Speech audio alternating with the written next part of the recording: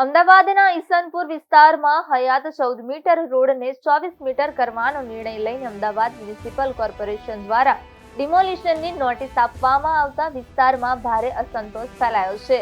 આ નિર્ણયના વિરોધમાં ઈસનપુર વિસ્તારના નાગરિકોએ અમદાવાદ મ્યુનિસિપલ કોર્પોરેશનની સાઉથ ઝોન કચેરી ઉપર પ્રદર્શન કર્યું.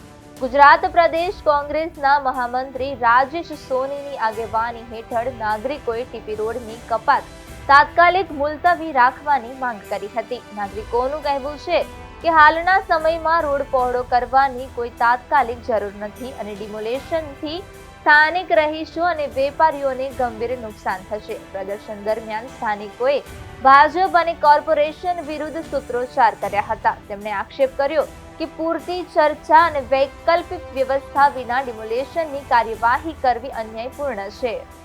એક ક્રેટા ગાડીની ઝડપી દરમિયાન એમાં 504 ગ્રામ 310 મિલીગ્રામ જેટલા એમડી ડ્રગ્સ, જેની માર્કેટ કિંમત 50,43,100 રૂપિયા છે, એ મળ્યા હતા. અને એ અનુસંધાને વેજલપુર પોલીસ સ્ટેશનમાં એનડીપીએસ એક્ટની કલમ 8C અને 22C મુજબ ગુના નોંધાય છે અને તપાસ હાથ ધરી છે.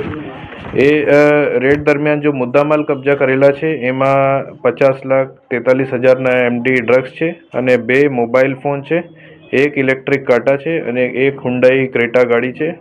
અલગ અલગ ઝીપર બેગ છે અને 1 ગુલાબી કલરની પ્લાસ્ટિકની થેલી છે. કુલ મિલાકે મુદ્દામાલની કિંમત 60,71,600 રૂપિયાની છે.